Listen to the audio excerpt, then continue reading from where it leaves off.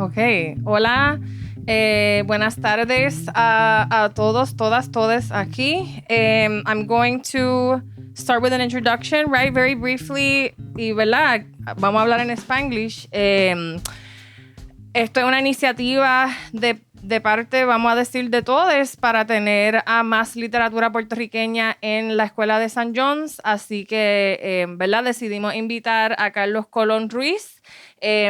Carlos Colón Ruiz es de San Sebastián, nacido en el 1997, que bebé.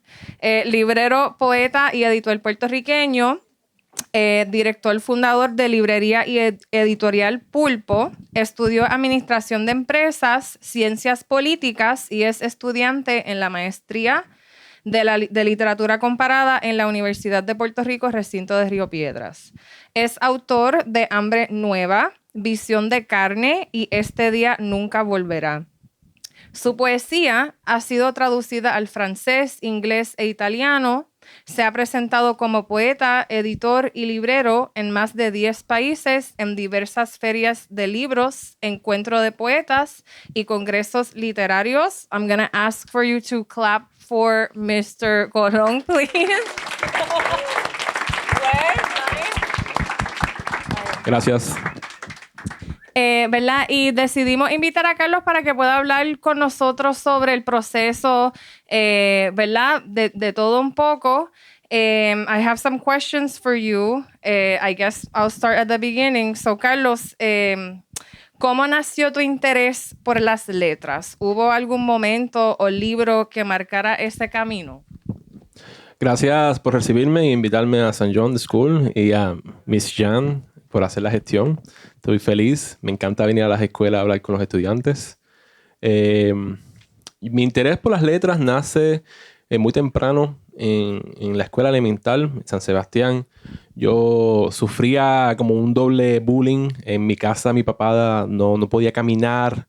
Entonces me tocaba criarme solo de cierta manera en el hogar. Entonces en la escuela pues como que sufría mucho sobre obesidad y cosas así. Entonces mi refugio era la biblioteca, que era una biblioteca muy modesta. Era en la montaña de San Sebastián. Tenía muy pocos libros y los pocos libros que tenían eran muy viejos. Pero ahí está la joya, ¿no? Y tenían unos cómics de Les Aventures de Tintín o de la aventura de Tintín. Y yo comencé a leer esos cómics. Y así fue como comencé a leer, sí. Ok, so el amor por los cómics. Yeah. No, bueno, fíjate, no. Es el único cómic que he leído en toda mi vida. Luego de eso, en 8º, 10º grado comencé a leer novelas de los clásicos en español, ¿no? Como García Márquez. Creo que la primera novela que leí fue Crónica de una muerte anunciada. Y después comencé a leer poetas de los más populares y como William Blake, esos libros, esos poemas de sonetos ingleses, pues porque era lo que tenían en la biblioteca. Entonces pues comencé por ahí. Pero no fue hasta la universidad que comencé a mostrar interés de lleno. Okay, gracias. Y hablemos un poco del editorial. ¿De dónde surge esa inquietud de crear una editorial? Pues en el 2017 yo participaba en muchísimos eventos de literatura en el área oeste de Puerto Rico. En restaurantes, en bibliotecas, en centros culturales. Y yo tenía 18, 20, casi 20 años para esa fecha. Entonces yo notaba que mucha gente de mi edad no tenía un medio como para publicar sus libros, sus poemas de una manera más profesional, o no tenían a nadie que leyera sus textos y les comentara antes de que fuesen a leerlos en alguna plataforma o publicarlos en Facebook o etc. Entonces a mí me dio una idea de hacer, que conste, yo no tenía un sentido de lo que es una editorial a los 20, 19, 20 años. Entonces fundé este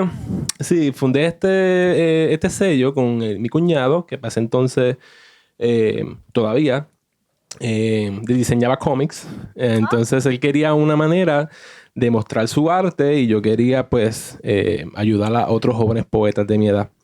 Así nace la editorial. Pero el resultado fue libros muy mal diagramados, las ediciones eran muy, muy pobres, cometíamos muchos errores, las copias, las tiradas eran de 25 copias o algo así, la vendíamos nosotros mismos en estos eventos que hacíamos en Aguada, Aguadilla. Y cuando mi papá de lleno dejó de caminar en el 2019 con un derrame, entonces ahí se puso mala la situación y dejé el sello y no lo abro hasta el 2021. Estuvo cerrado 2 años. ¿Por qué pulpo?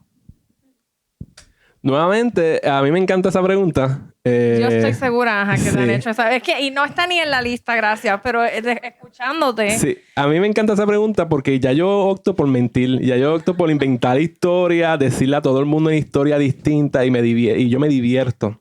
La realidad del caso es que se llama pulpo porque en el momento pensamos, ¿qué podemos ponerle al proyecto? Y pues, pulpo. Y entonces el logo, un poquito minimalista y hay un pulpo dentro del logo, no todo el mundo lo puede ver. Entonces no hay una explicación literaria o no hay una explicación concreta sobre el nombre pulpo. Sin embargo, con el tiempo ha venido muy bien porque las colecciones de la editorial siguen creciendo y puedo decir que voy a tener hasta 8, dependiendo de hasta 8 colecciones, que sería un tentáculo de un pulpo, ¿no? Pero cosas que he dicho es que a mí me atacó un pulpo cuando yo era niño. O es que yo como todos los animales menos el pulpo. Soy alérgico al pulpo. Siempre me invento una historia y me divierte cada vez que alguien me pregunta. Pero a ustedes le di la verdad. Qué afortunados somos.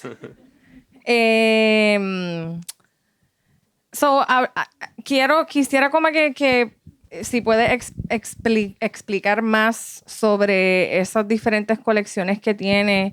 Mis estudiantes de 12, ¿verdad? Estábamos mirando los libros que teníamos y vimos Náufrago, vimos Olas, ajá. ¿Puedes hablarnos más de eso? Para el 2021 ya yo tenía mis estudios en administración de empresas y en ciencias políticas. Para ese entonces era gerente de una compañía. Entonces tenía un sentido de marketing ya en la cabeza. Entonces cuando quise regresar con Pulpo, también lo pensé de una manera en que yo pudiese enmarcar las colecciones y los libros en un diseño que las personas pudiesen reconocer, que creara una identidad editorial que las personas pudiesen relate it to, you know? Y comenzamos con esta, que es Náufrago, que es una... Entonces todos los títulos de cada colección están relacionados al mar. Wave, oleajes, náufrago, navío, etc. Esta colección, cada icono representa algún tema del libro, alguna característica del autor, la autora, no sé, algo que en el proceso de edición se nos ocurrió que tuviese que ver con el libro o con los temas, la familia del autor, etc. Hemos inventado muchísimas cosas. Hay uno que está agotado, que es mi favorito, el de Yolanda Rivera Castillo, que tiene una mariposa negra en la portada. Y esa idea surge porque, al menos no sé si acá en San Juan, pero en el monte, si uno ve una mariposa negra, es que alguien cercano a la familia va a fallecer. Entonces, eso era como un mito, ¿no? De barrio. Y bueno, el libro de Yolanda habla muchísimo del tema de la muerte. Entonces se me ocurrió la mariposa. Esta colección es de prosa. Tenemos solamente 3 libros publicados. Es la única colección en la que tenemos la libertad de diseñar algo distinto. Esta de acá, o Wave, Oleajes, que trabaja libros bilingües. Utilizamos pinturas o cualquier otra fuente de arte que no sea diseño gráfico. Y siempre tenemos un artista invitado especial. Hemos colaborado con pintores de España, de Italia y de Puerto Rico. Y esta otra colección, Coordenadas, publica poetas internacionales y colaboramos con fotógrafos. Hemos colaborado con fotógrafos cubanos, mexicanos, puertorriqueños. Y este es el primer libro de la colección de ensayos que aquí queremos trabajar el arte de la tipografía. Ok, brutal. Sí. Mira, esto ya no es ni the script que tenía originalmente, pero, ¿verdad? Tenía la curiosidad. Y Ya yo siento que me contestaste la pregunta, pero en comparación con otras editoriales en Puerto Rico, ¿qué distingue a Pulpo y su catálogo con el de otros colegas? Siento, ¿verdad? O no sé si sientes que ya contestaste esa pregunta. Pues yo me considero parte de la tradición contemporánea de editoriales. Me siento hermandado. Sí, quizás soy el más que publica de todos esos sellos, porque trabajo de 3 o 4 diversas maneras. Algunas libros yo invierto en los libros, en otros cobro por el servicio, en otros utilizo fondos de alguna beca o whatever que haya ganado el autor o la editorial. O hacemos colaboraciones con otros sellos editoriales, que hemos hecho ya colaboraciones con Cundiamor de Puerto Rico y Lunixon de Santo Domingo. Mi idea con Pulpo es buscar la manera de que sea posible el libro, que sean más puertas abiertas que puertas cerradas, no hacerlo como un sello editorial que publica exclusivamente ciertas escuelas de literatura. No quiero decir que publicamos solo académicos, sino también a otros poetas y escritores. Entonces, creo que esa es un poco la manera en que distingo. Sí, y aquí quizás me siento un poquito orgulloso de eso, es que mi objetivo principal con la editorial es llevar los libros a otros países. Sí. Y eso lo hago pues ya del budget de la compañía o ayudas económicas, etc. Ok, brutal. Yo siento, sí, escuchándote, es mucho mercadeo. Como que ese background que tiene en administración de empresa, entonces te ayuda mucho en como que dirigirte en tu dirección. Sí, siento que a veces tienen miedo de aceptar que también las editoriales también es parte de un negocio también, ¿no? Pero es más pasión que marketing realmente. Como que yo quiero vivir de esto, quiero hacer esto. No quiero... Ya yo he tenido bastantes trabajos de 8 a 5. Entonces, eso yo buscando maneras y salidas de poder dedicarme completamente a la literatura. Y... Gracias. Yes. Shout out to nuestra maestra y Head of Department de Español, Vanessa Ortiz, que se apasiona... Bueno, todas las maestras que estamos aquí. Ok. ¿Cuán difícil es mover el libro aquí en Puerto Rico? Pues el libro pesa alrededor de 8 onzas. Entonces es bien fácil moverlo para... No. Perdón. April Fools, ¿no? April Fools. Pues al principio era muy difícil, en el 2021 era muy difícil, teníamos solamente 3 libros publicados, ahora con un catálogo bastante extenso, con reconocimiento internacional. Es fácil mover el libro en el sentido que ya la gente reconoce Pulpo, recibimos invitaciones de manera constante a escuelas, universidades, centros culturales. También tenemos una librería, que es Vi Preguntas de la librería. Vendo mis libros a nivel internacional, voy a ferias de libros, he ido a Los Ángeles, a México, a Colombia, a España, y el mercado es muy bueno allá en otros países. Entonces, aquí en la isla pues es más gestión cultural, abrir puertas y obviamente hacer funcionar la librería. Ok.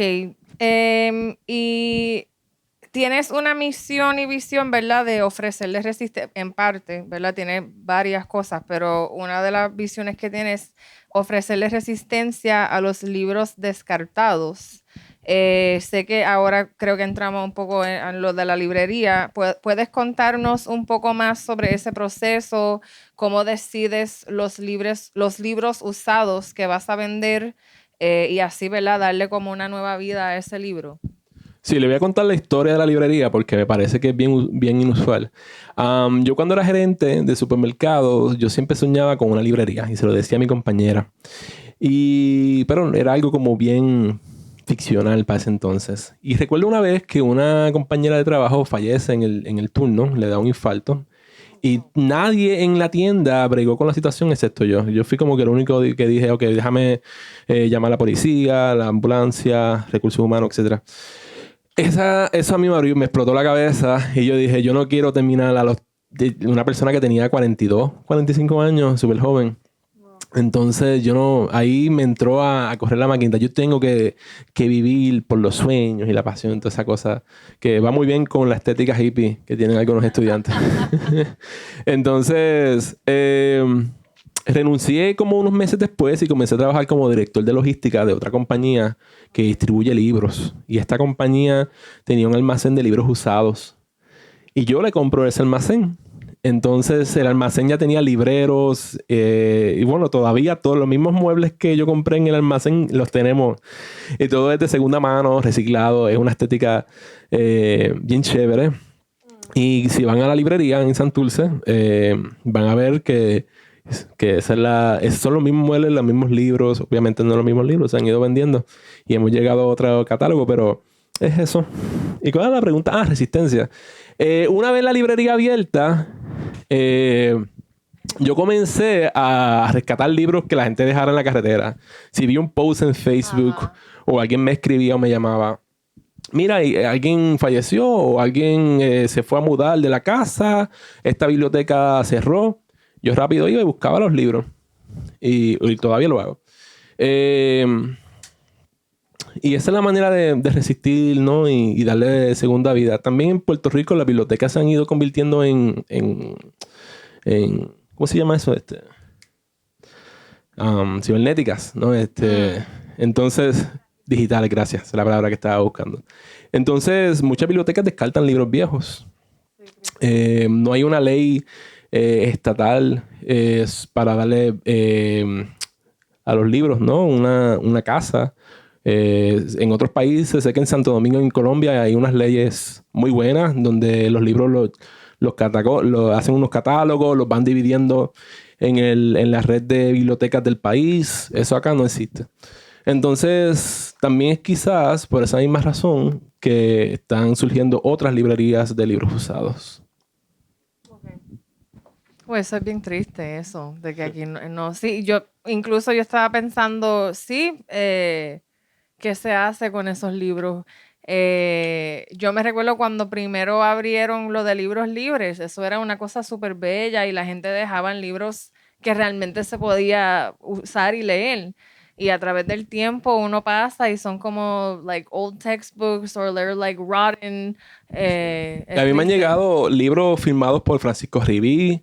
Wow. Tengo un libro firmado, lo tuve, lo vendí, firmado por Rómulo Gallegos. Wow. Una edición de Doña Bárbara. Primera edición traducida al español de 1984 de George Orwell, en 1964, edición tapadura argentina, que alguien lo botó a la calle y yo lo rescaté y cuando lo busqué en mercado del libro costaba casi $500. Primeras ediciones de escritores famosos de la generación del boom literario como Cortázar, García Márquez, Borges. Primeras ediciones de esos libros que son muy raras de encontrar. Me han llegado esos libros. Entonces no existe un valor a esos libros, pienso yo, en toda la archipiélago. Sí, estoy de acuerdo.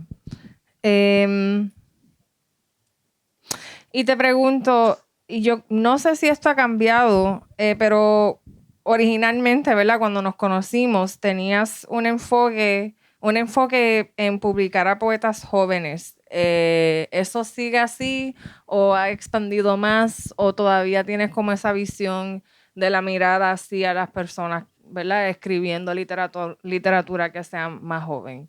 Sí, sigue igual. Siento que siempre ha sido mixto. Uh-huh. He publicado a voces reconocidas como Amanda Hernández, a F. Rosario, a Gatiel, pero también he publicado a gente joven como Joaquín, Camila, Anita. Uh-huh. Tatiana, que publicó su tesis de maestría con nosotros. Creo que lo correcto sería que estoy publicando noveles voces, porque cuando se dice jóvenes poetas, estamos hablando de edad, ¿no? De poetas de 20, menores de 30 años.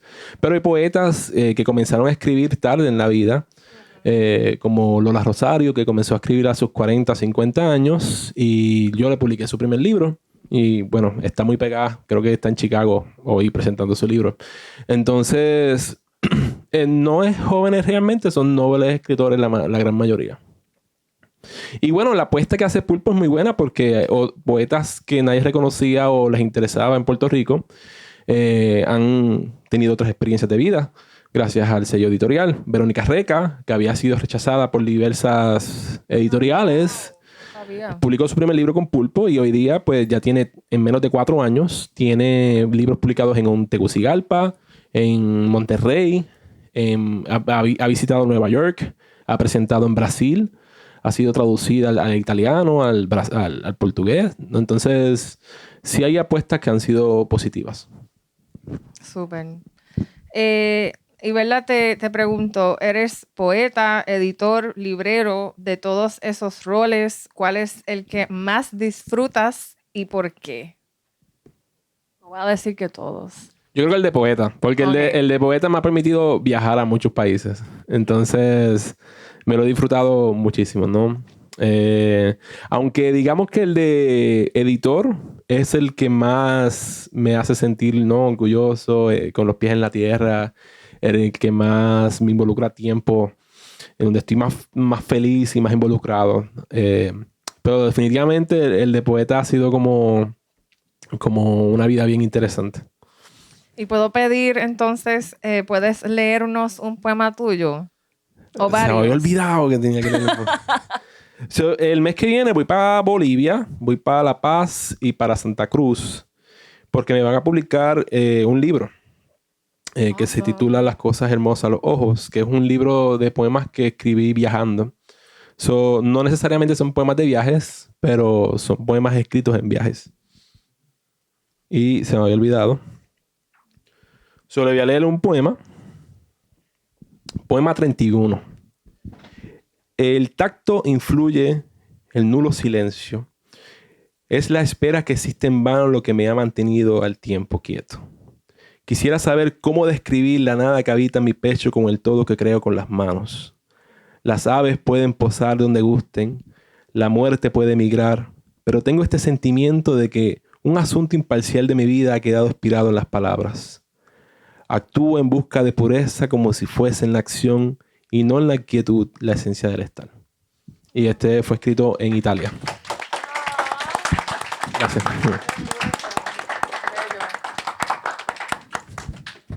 Ok. Tengo una última pregunta y entonces voy a abrir para Q&A. Aquí en St. John's School tenemos un podcast que se titula Teachers in One Word. Fue creado por la fundadora de la estación de radio, Pilar Álamo. Ella terminaba cada episodio con un juego donde ella mencionaba varias palabras y, ¿verdad?, el maestre tenía que contestar con una palabra. Yo digo love y tú respondes literature o whatever. Si tuvieras que describir la literatura puertorriqueña con una sola palabra, ¿cuál sería y por qué? Resistencia. ¿Por qué? Creo que la mayoría de los escritores en Puerto Rico escriben sobre los problemas políticos, sociales, raciales en Puerto Rico. Entonces es una manera de resistir. Amén. Ok. Gracias. Gracias. Ok, abro el de esto para ustedes. Ok, pues le quería preguntar a usted sobre el libro de poesía de Amanda Hernández. Quería saber qué más le intriga a usted sobre su poesía y cómo crees que contribuye a la poesía contemporánea puertorriqueña. Amanda, yo recuerdo que cuando yo tenía como 22, 23 años, yo veía a Amanda como esta poeta ilustre de Puerto Rico y he tenido la dicha de convertirme en su amigo. Entonces, creo que la poesía de Amanda contribuye muchísimo a los temas de naturaleza en Puerto Rico. Recientemente ha escrito poemas sobre rescatar los espacios, cuidar los árboles, el alimento como resistencia. También habla mucho de los amigos. Escribe mucho sobre la amistad. ¿Y qué contribuye a su literatura? Pienso que lo mismo que comenté ahorita de la resistencia, ¿no? La parte de la naturaleza es muy clara en su literatura, aunque sí, el libro que yo publiqué no tiene nada que ver con el tema. El libro que yo publiqué tiene que ver más con el amor y el desamor de una persona. Y es su primer libro también. Entonces, pero sus poemas más recientes son temas quizás más vivos en la literatura. Saludos, Amanda.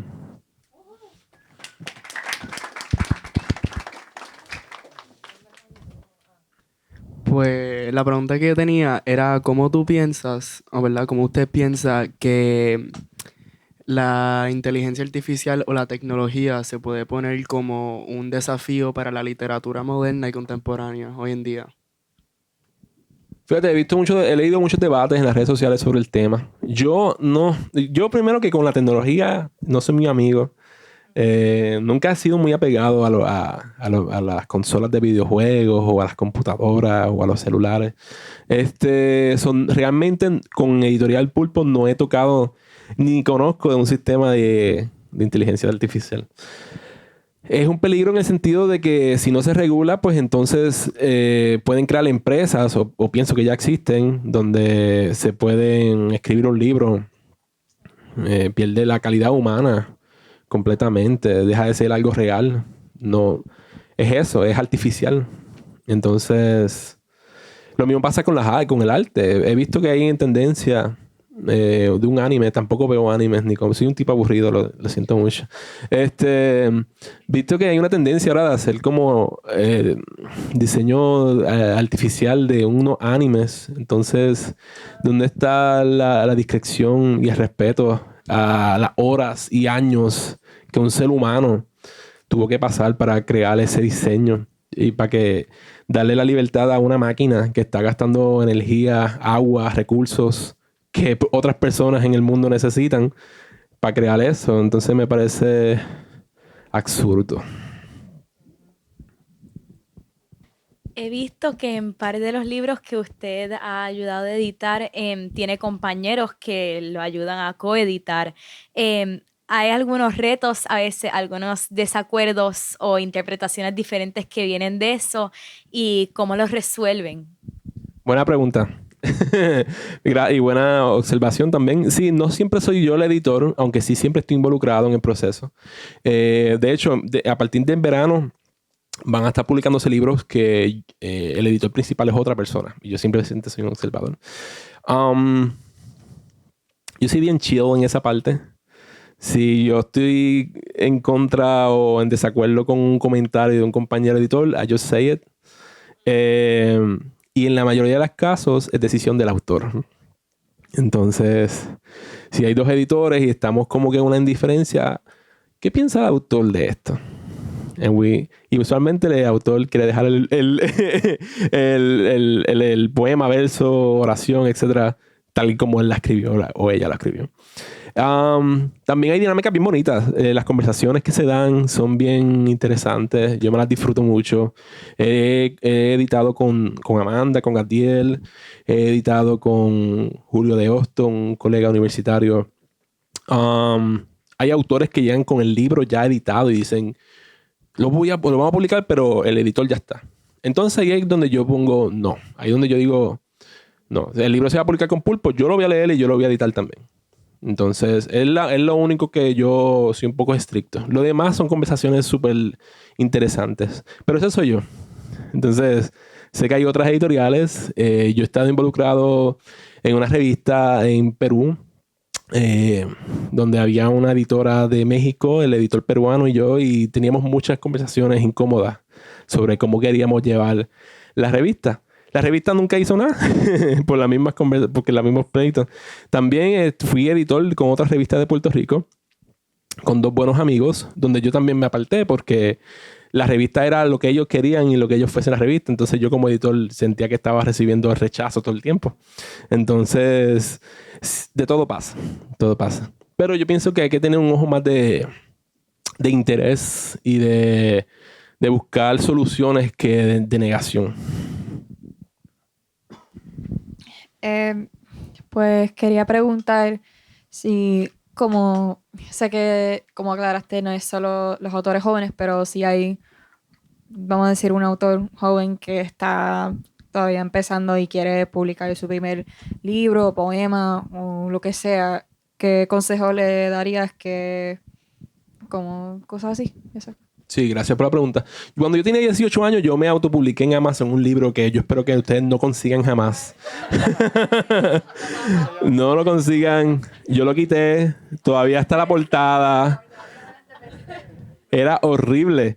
Tenía muchos errores ortográficos. Había un verso y había una laguna, había un lago, había un río. Entonces el otro verso.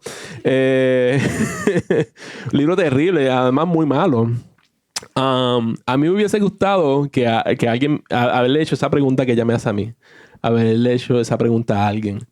Yo pienso que para escribir un buen poema hay que leer 100, 200 buenos poemas. No pensar que el poema ya es un solo cuerpo. Reescribir el mismo poema o el mismo texto, el mismo cuento, el mismo ensayo. Reescribirlo, ¿no? Así busca la mejor versión de uno mismo. Explorar ese mismo sentimiento de diversas maneras en el cuerpo del texto. No pensar que la publicación es solo libro. La publicación es revista, es medio físico, medio cibernético, es académico, pero también es comunitario.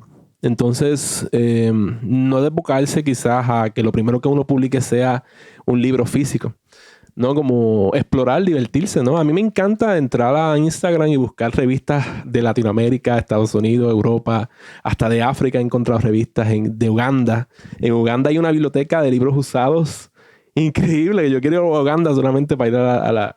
Venden Swahili, tendría que aprender Swahili, pero quisiera ir como quiera. Entonces, informarse, educarse al tema sería mi primera recomendación. Ahora bien, hay gente que a los 18, 19 años tienen escrito una obra maestra. En ese sentido, sería buscar un buen lector y un buen editor.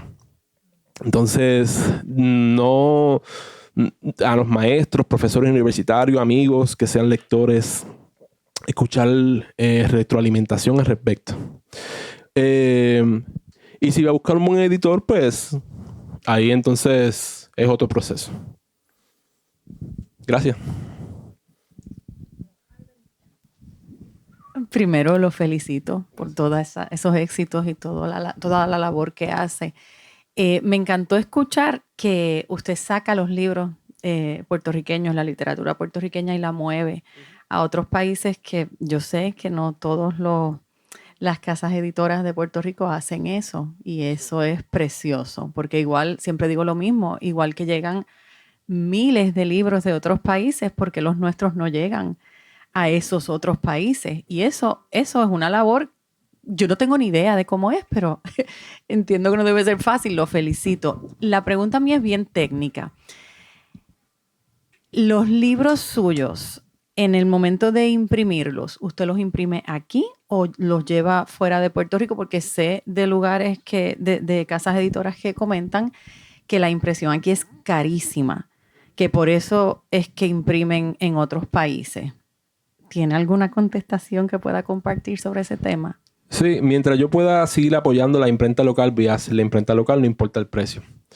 De hecho, este libro, cuando yo comencé a comprar libros de poesía, un libro de $12 de poesía era un libro caro. Ahora un libro de $12 de poesía es un libro baratísimo.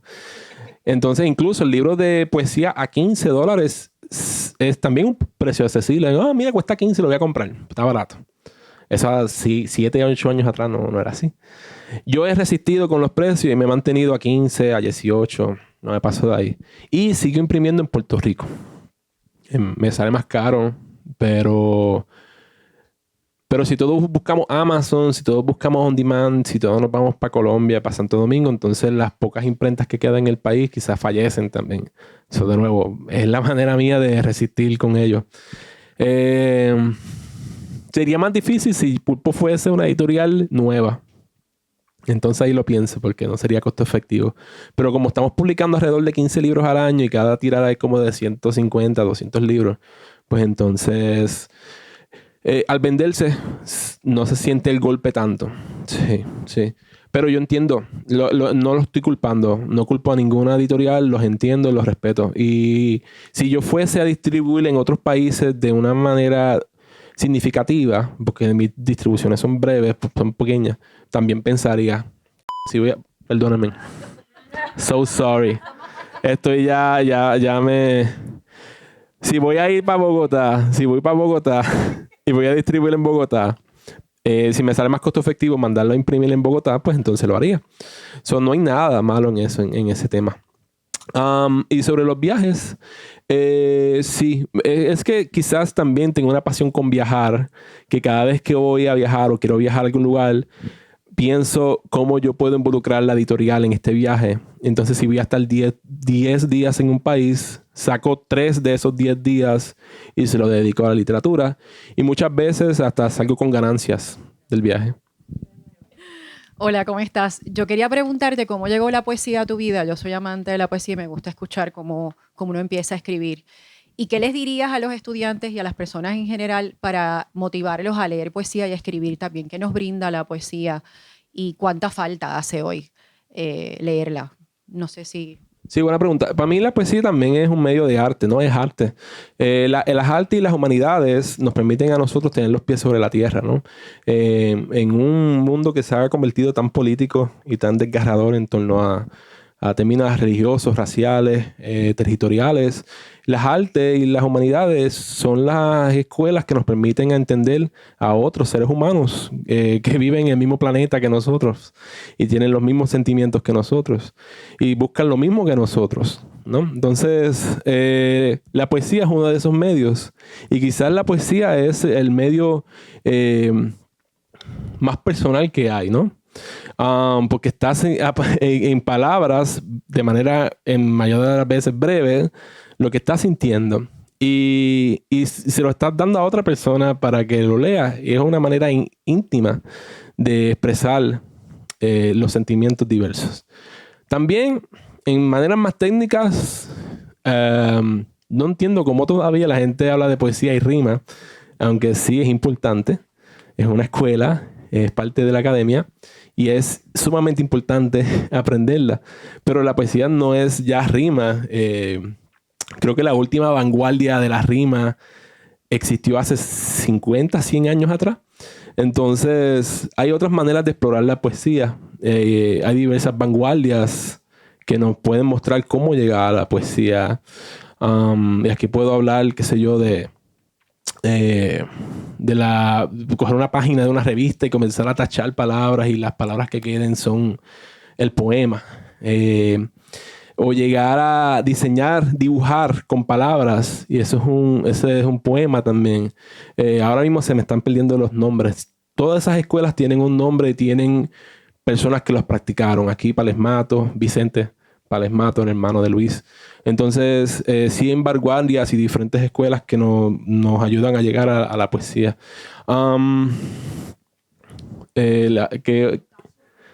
Mi casa, ¿cómo llegó? El desastre familiar, ¿no? Sí, el desastre familiar llegó a la poesía gracias a eso. Era como un refugio, ¿no? Escribir poesía. Yo desde los 15 tengo que trabajar para ayudar a mi madre a pagar la deuda de la casa. Ver al viejo mío y perder la memoria, perder las piernas, perder los brazos, quedar en cama. Entonces la poesía ha sido una manera de poder entender a mí mismo. A mi abuelo también lo estaban asaltando y lo asesinaron en el asalto. Entonces ha sido un desastre familiar de 25 años de vida que he ido, ¿verdad? Tratando de describirlo en la poesía. Sí. Gracias a por usted. eso.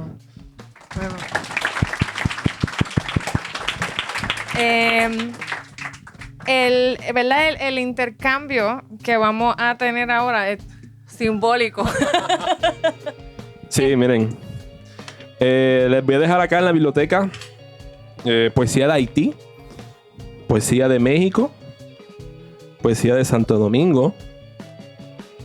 También tengo poesía puertorriqueña. Tengo varios.